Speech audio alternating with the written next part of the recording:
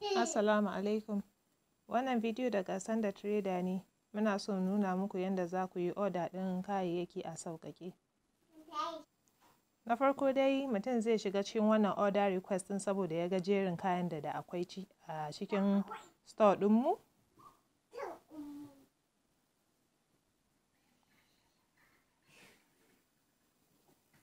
Ga jerin kayayyakin nan duka daga sama har ƙasa duk ga su nan. Sai mutum ya zaɓi kayan da yake buƙata.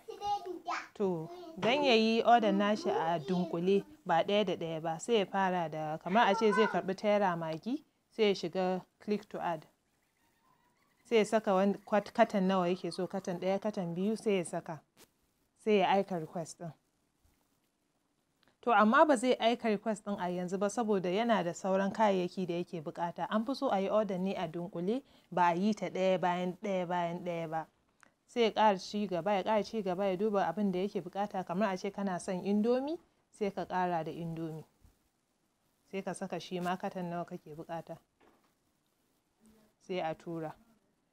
To shi ma akwai buƙatan wani kayan kamar a ce wani pop cola haka, sai a ƙara da shi ma.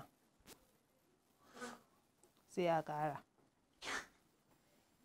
To a wannan matakin ne kaga ka jero order ɗinka gaba ɗaya, biyu, uku, sai ka tura.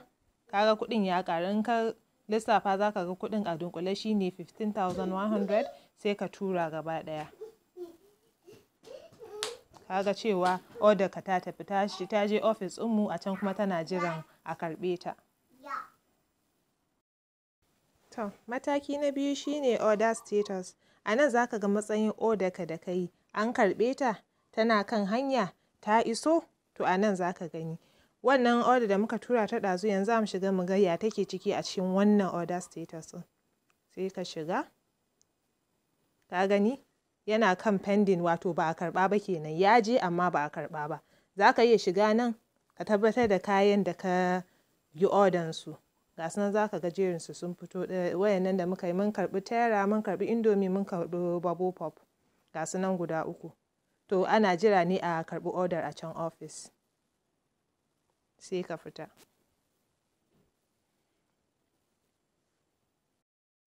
To shi dama wannan matsayin, shi za ka ringa shiga kana fita. In dai ka yi order, wannan order status ɗin za ka ringa shiga kana fita ka ga matsayin order da ka yi.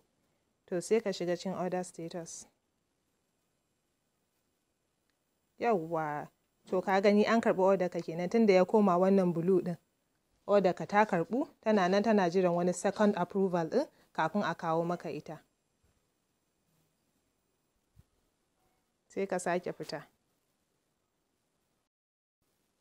Yawwa, to sai ka ɗan ƙara koma cikin order status ɗinka ka ga ya ake ciki da kayan ne. To ka gani ya canza, ya koma kuma approved. Wato an tabbatar da order ɗinka, an tabbatar da kayan, kuɗin kayan da kuma adadin kayan da za a baka, an tabbatar da shi gaba ɗaya. Sai ka sake fitowa. Sai ka ɗan jira minti kaɗan, sai ka ƙara koma wannan order status ɗin. To bayan wani lokaci kuma sai ka ƙara dawowa cikin order status ɗinka, sai ka duba ka gani. To ka gani ya koma green. Wannan koriyar kalar da ya koma shine cewa kayanka an haɗa maka su, an yi maka packaging, an sa maka a mota, suna tafi. Suna kan hanya kenan. Sai za ka yi shiga view details ma ka gani menene wai. Ka tabbatar yau wannan order ka ce ka tabbatar. To wannan dispatch ɗin yana nufin cewa order ka tana kan hanya insha Allah. Sai ka sake fitowa ka jira har lokacin da kayan za su zo shagonka, ka ga kayan da idonka cewa order ɗinka ta zo. To ana nan dai akan order status. Yanzu a lokacin da kayan suka zo shagonka za ka shiga cikin wannan order status ɗin.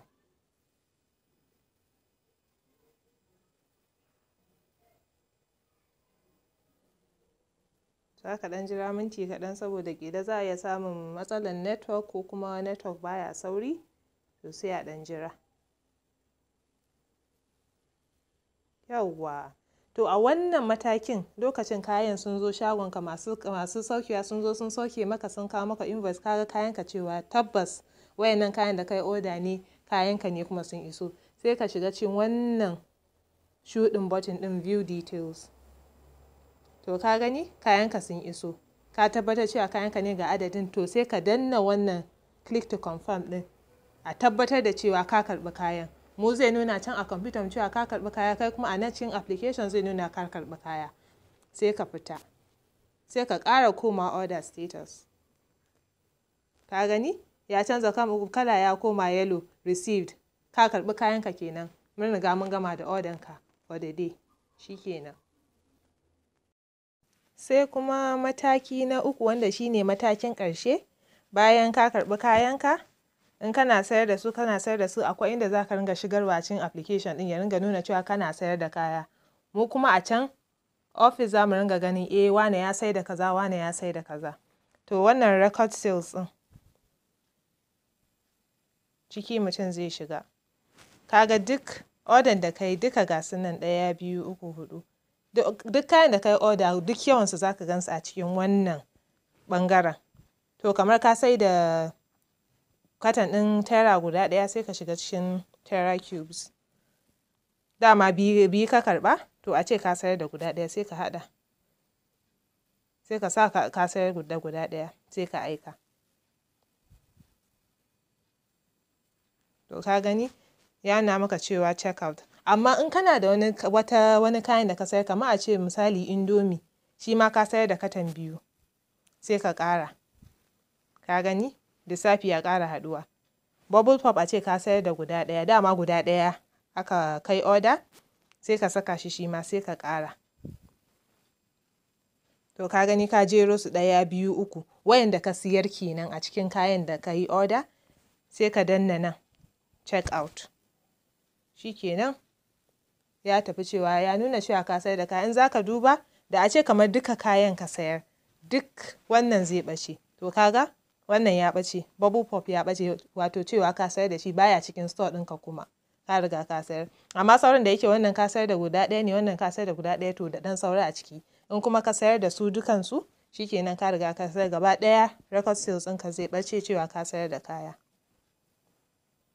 Shi ma wannan matakin gaskiya yana da muhimmanci, saboda mu ma a can mu ringa sanin me yake tafiya a kasuwa. Shi yasa muke so da Allah jama'a a dage a ringa kokari ana shigar da sayarwar da aka yi. Ba laifi bane, ko za ka yi rubutawa ne daga baya, sai ka zauna ka sassaka mu gani me yake tafiya. To haka abin. Da fatan dai wannan bidiyo ya zo da sauki.